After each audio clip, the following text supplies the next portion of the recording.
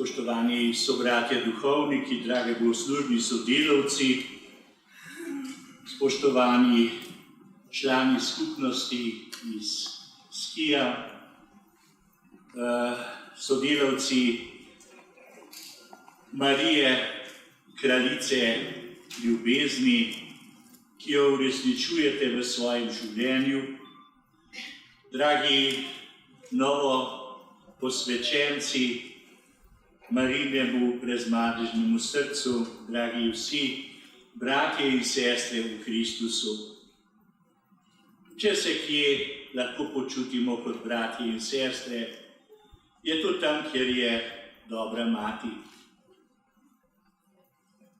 Naj povem svojo osebno izkušnjo, kako res čutim vedno bolj, ko iz daljave 70 let gledam na svojo življenjsko pot, da sem res skozi otrok Mariji, posvečen že pred rojstvom, ko je mama v nosečnosti z menoj doživela živčni zlom.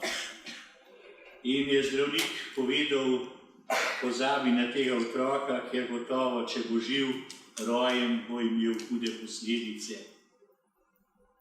Bila je sama doma, oče je bil v taborišču v Nemčiji, ona pa s dvema deklecema, 10 in 11 let starima, zelo 9 pa 10, in z menoj pod srcem. In ko je prišla domov od tega pregleda pri zdravniku, je padla na kolena in je rekla: Marija, če bo zdrav, če bo živ in če bo zdrav, naj bo tu. In to mi je povedala po 25 letih, šele po novi maši, ker je rekla: nisem hotela vplivati na tvojo odločitev. Ampak jaz sem vse skozi čutil, da mama s takšno prepričljivo vero govori o Mariji, da preprosto je v njenih besedah vsa resnica. Rekla, veš, vedno se materi Mariji priporoči. Ona je mama in mama razume svojega otroka. In tudi, ko mene ne bo več, bo ona še vedno tvoja mama. Lahko rečem, da še danes in tudi vedno bolj čutim to, kako se res k mami zaupanjem lahko zatekamo. Vidite, Marija, ki jo v Božji besedi gledamo kot ženo, obdano s soncem, in pod njenimi nogami mesec in na njeni glavi venec iz 12 zvezd, je postavljena kot tisto večno znamenje, kateremu se lahko vedno znova zatekamo.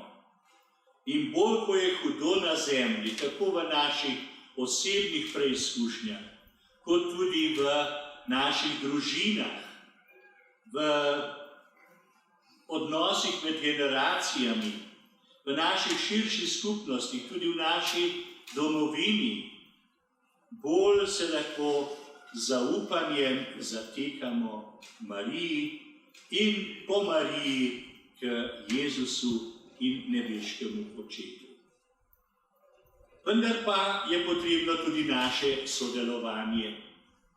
Tako kot je Marija v Kani Galilejski prva zaslutila stisko, zadrego ženina, ki mu je začelo na lastni svadbi pripankovati vina, in je to pomenilo v prihodnosti veliko sramoto, bodo s prstom kazali nanj, ta pa tisti, ki niti za svojo svadbo ni pripravil dovolj vina, je se obrnila na Jezusa.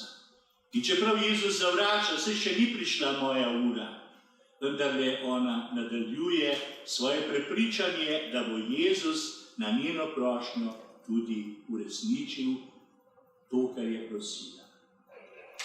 In kaj je rekel Jezus najprej? Napolnite vrče z vodo. In pravi evangelij, napolnili so jih do vrha. To pomeni, da so naredili vse, kar je bilo v njihovi moči. Niso samo čakali, zdaj bo pa vse od vrha priletelo. Ne, človek mora sodelovati z Božjo milostjo in potem je lahko ta milost učinkovita. Vemo, da Božja milost vedno prihaja, kakor rosa, kakor dež, kakor sonce prihaja na zemljo. Vendar, če gremo zajemati vodo, je drugače, če jo zajamemo z vedrom ali če jo zajamemo z rešetom. Voda vedno priteka, da če je rešeto, vse odteče. In to je tisto naše sodelovanje, ko naredimo vse, darujemo svoje življenje, se usposabljamo za dobre medsebojne odnose, znamo odpuščati, prosimo drug za drugega in želimo oblikovati lepe odnose, vendar še vedno ostane voda. In danes marsikje velja v naših družinah. Vina nimajo. Tistega veselja, tiste radosti, ki se zna nasmehniti tudi sveti Gorjan, kot je rekel pokojni ljubljanski nadškof Jožef Pogačnik v eni svojih pesmi. Sprejmite Kristusa Boga in znali boste, kar ves svet ne zna. Nasmehniti se svet Gorjan.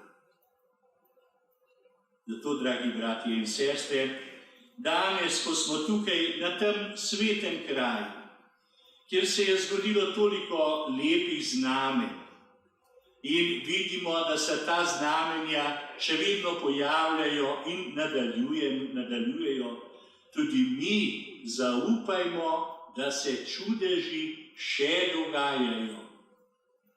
Da ste nekateri brali v slovenskem časopisu en dogodek, ki sem ga doživel pred kakšnim mesecem v Čedadu, ko smo bili na romanju z eno skupino, z 2 avtobusoma na Stari gori pri Čedadu, popoldne pa smo šli še v mesto.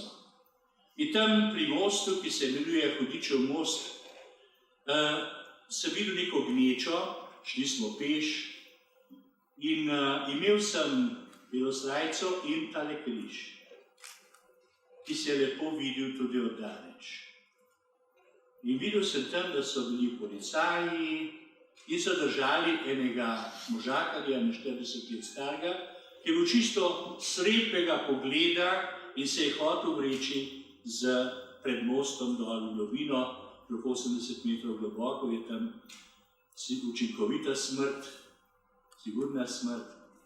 Vendar, ko se je že iztrgal iz njihovih rok in se hotel znak vreči čez škarpo, je zagledal tale križ. Točno v tistem trenutku me je Bog pripeljal na tisto mesto, je zagledal križ in je pritekel k meni in je rekel: Voljo Bačarja, želim ga poljubiti. In jaz sem spontano po Božji milosti ga objel. In Sveti Duh mi je dal tisti trenutek tako močno, gotovo besedo, da sem rekel: Dio ti ama. Amen, amen. Sem rekel: Bog te ljubi. Rekel: Amene, amene.